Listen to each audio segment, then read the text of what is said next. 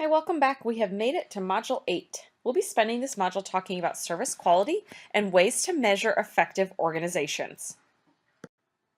Let's give some definitions to service quality. First of all, it's conformance to clearly specified requirements.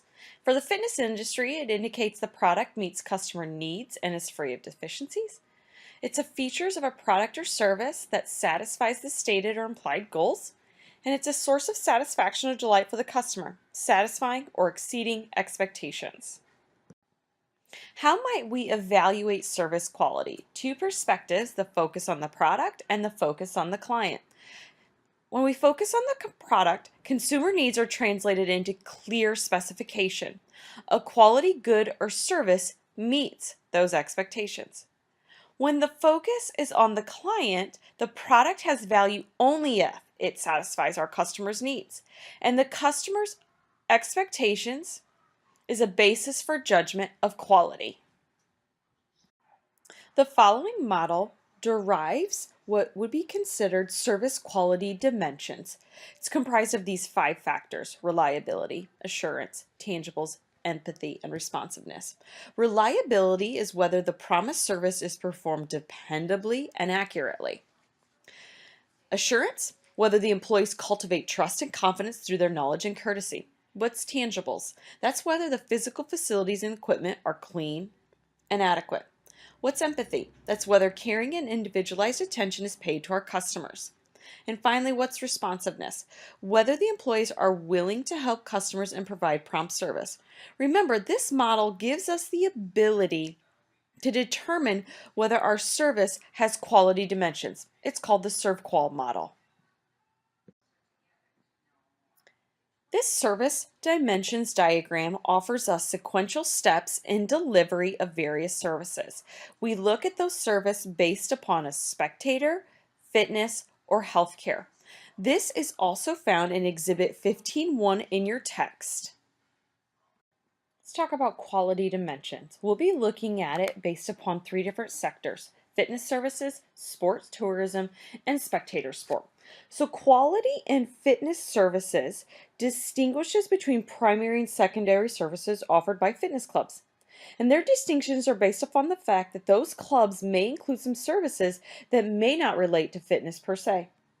Okay, let's talk about quality in sport tourism. What does that look like? Quality in sport tourism can be considered from 4 different components. It's access quality, and this relates to the ease of speed of reaching the destination, where the event is held, the sporting venue, and the lodging or place of accommodation. It's also that accommodation quality. This refers to the place of the hotels, including interactions with hotel personnel and guests, environment, noise levels, and the value as a function of cost and benefits. Our third component under sport tourism quality is venue quality. That relates to the specific facility in question. Is that specific facility clean? Is there a good sound system, parking, restroom? And is the value a function of a cost-benefit analysis?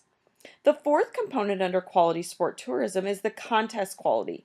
That's the event in and of itself, which includes the quality of the officiating announcements, the scores, the replays, the crowd control, and the play exhibited by both teams. Okay, let's move on to talk lastly about our quality in spectator sport. This considers 2 factors. Core service factors is the first one. That includes the home team and its win-loss record, as well as the reputation and league standing. It also concerns the opposing team and their win-loss record, as well as their reputation. It also considers economic considerations, that is, ticket prices, how affordable or how expensive. Then there's the game promotions that are also take place in spectator sport.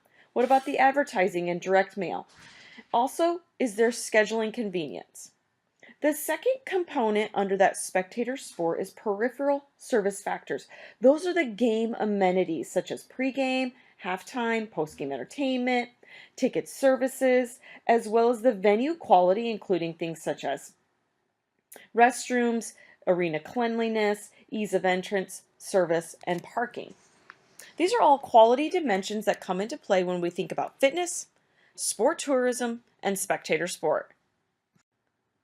This diagram gives us a systems view of dimensions of our fitness services. Remember, we're thinking about quality dimensions, including client experience, that can be examined through an input, throughput, and output. This slide gives us that quality dimensions perspective of a spectator sport. This can be found in Exhibit 15.4 of your text. Remember, this experience is based upon the contest as the core and all of those pieces that surround it that the spectator might interact. How might we evaluate factors and intentions to attend games? We can think about it two ways. Core service factors. Recall some of those things we talked about prior.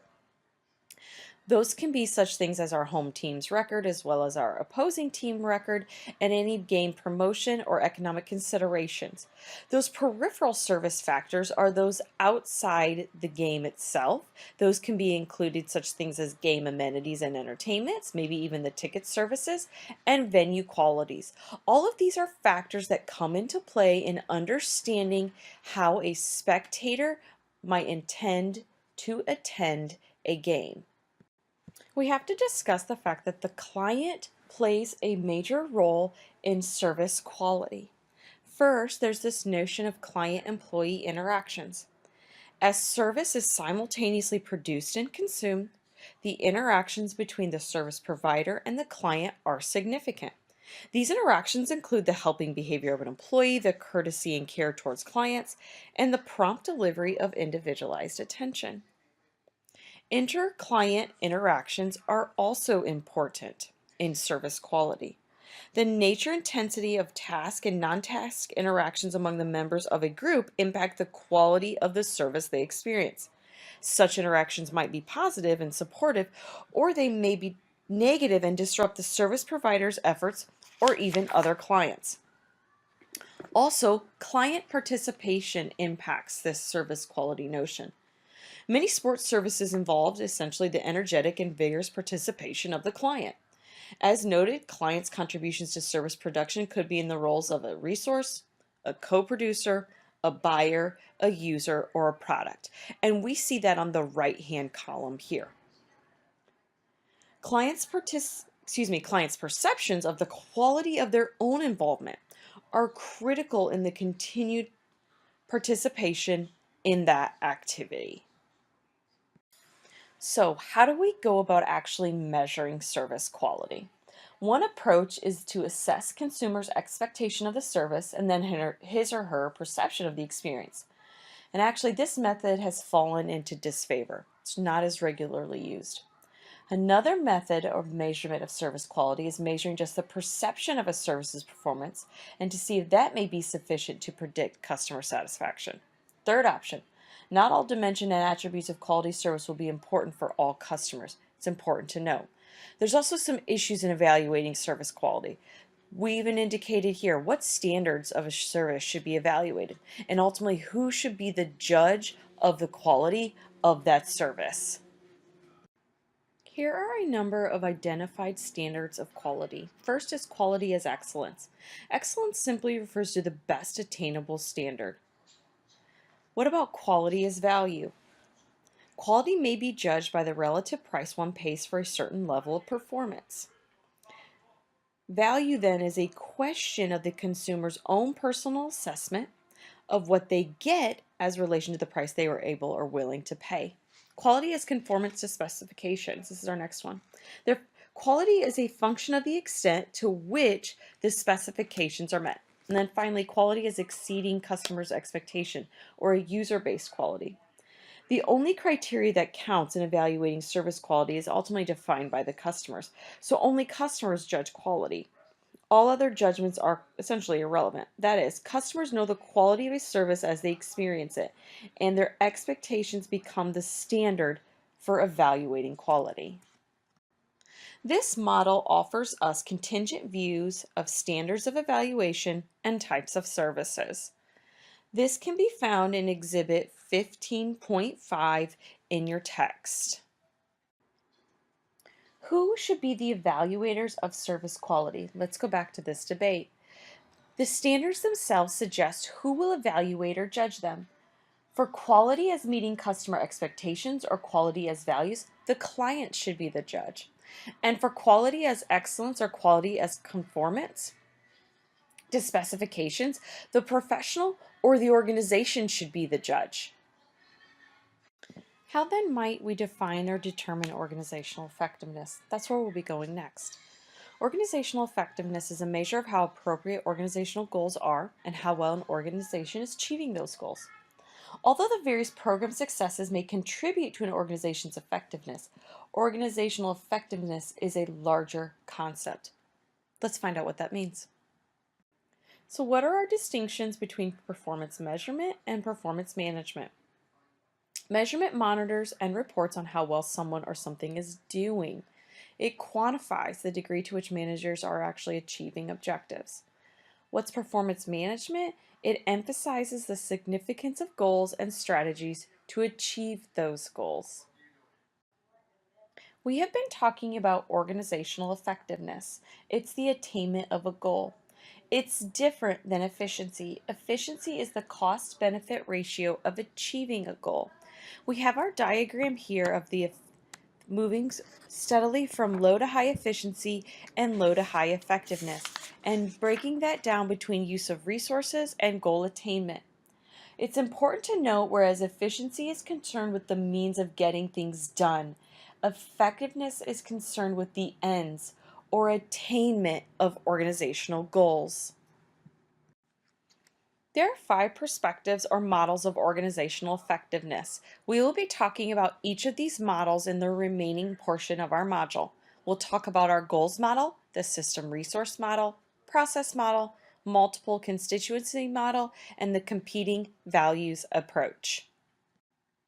This slide compiles our models of organizational effectiveness, including our multiple constituency approach, that system resource model, process model, and goals model. Puts it in that systems perspective, considering inputs, throughputs, outputs, as well as internal and environmental feedback. Our first model to consider is the goals model. In the goals model, effectiveness is the degree to which an organization has achieved its goals. Implicit in this definition is the assumption that because organizations exist to achieve some specific purpose, an organization's effectiveness is a function of the degree to which it has achieved those goals. Therefore, there are conditions for goals model. The goals must be identifiable and clear. Additionally, the organizational performance must be clearly measured. It's important to know, though, that though the goals model is intuitively appealing, the 2 conditions behind this, that clarity of goals and measurement of goal attainment, may not be valid for all types of sports organizations. Our next model is our system resource model. This model focuses on an organization's inputs. Furthermore, it defines effectiveness as the ability of an organization in either absolute or relative terms to exploit its environment with the acquisition of scarce and valued resources. Every organization must compete then with other organizations for resources from the larger society. Therefore, an effective organization then is one that gains an advantageous bargaining position relative to other organizations that share the same environment. So, how do we do this? We barter and garner resources. And what are those key resources? Capital. They can be tangible or even intangible resources. The criticalness is based on value, rarity, imitability, and substitutability. The systems resource model is obviously concerned with acquiring resources, and acquiring resources may be therefore a substitute for a measure of goal attainment. That is demonstrated here in this visual. That's it, considering our inputs again, our throughputs, as well as our outputs. It does put into consideration our system resource model approach, our process model approach, and our goal model approach. We'll get to that process model in just a little bit. So what's the applicability of our system resource model? The model is relevant for professional human resource organizations and volunteer and nonprofit organizations. Applicability is limited when an organization's inputs are underwritten by a superior authority, like something as the government. Our next model or consideration for understanding organizational effectiveness is the process model. This is a model that emphasizes logic of internal processes and linking inputs to desired outcomes. Our throughput processes are internally logical, consistent, and without friction. Furthermore, this organization does what is rational in the context of goals and environment. There's some limitations to this model, however. I've listed those on the right-hand side. Those are that the danger lies in treating a process as the one best way to do something. An organization may venerate the process and not its effectiveness. Our fourth model in understanding organizational effectiveness is a multiple constituency model. This model is an approach to effectiveness and incorporates the notion that different goals will be held by different groups in an organization. Insofar as differences in the perception of goals exist, there will also be differences in the perception of organizational effectiveness. This organizational effectiveness, therefore, is based upon various constituents or stakeholders, such as owners, managers, employees, clients, suppliers, and others. Here's our visual model of our multiple constituency theory approach. This can also be found in Exhibit 16.6 in your text. Again, this approach hinges on the idea that different constituents hold different goals. This approach implies that different constituents then will use different criteria in evaluating the effectiveness of a given organization. It's important to note that commercial enterprises have different ways of evaluating organizational effectiveness than that of nonprofit organizations. Commercial organizations have one quantitative effectiveness criterion, and that's to make a profit. The effectiveness of nonprofits is different, It may be a matter of comparison. Typically, there's no one single measure. It's multidimensional. It's not always clear how board of directors make a difference in those nonprofit organizations. And it's more likely to use correct management practices in a nonprofit organization that doesn't focus on money than those commercial enterprises. Nonprofit organizations are usually a social construct, and therefore effectiveness would be based on that, among other things. Program outcome indicators are limited as a measure of effectiveness in nonprofit organizations. Our fifth and final model for assessing organizational effectiveness is competing values model. This model recognizes that multiple stakeholders and decision makers result in multiple perspectives on organizational effectiveness. Furthermore, this recognizes that effectiveness is subjective and at times is based upon conflicting goals. And furthermore, and with those conflicting goals, there's also competing values. So what are the dimensions of this competing values model? First is this notion of internal versus external. This first dimension reflects the organizational focus from an internal micro-emphasis on the well-being and development of people in the organization to an external or macro-emphasis on the well-being and or development of the organization itself. Flexibility versus stability is the second dimension, and this reflects the competing views on organizational structure, from an emphasis on stability to an emphasis on flexibility. The fourth dimension is the means versus the ends. This third dimension pertains to organizational means and ends, from an emphasis on important processes like planning and goal setting to an emphasis on final outcomes like productivity. There's four models of effectiveness under this competing values model: human relations, internal process, open system, and rational goal. We'll see these in our next slide. This diagram demonstrates the competing values model of organizational effectiveness. It does so by considering flexibility and stability as a way for a means to an end based upon those human relations model, internal process model, open system model, and rational goal model. Spend some time examining this slide as well as the diagram. This can also be found in Exhibit 16.7 in your text. As we have been discussing in some level, Organizational effectiveness is at odds with each other. It's paradoxical in nature. To be an effective organization, that organization must possess attributes that are simultaneously contradictory, even mutually exclusive. Organizations that achieve the highest level of effectiveness were also those that satisfied the most separate constituency group expectations.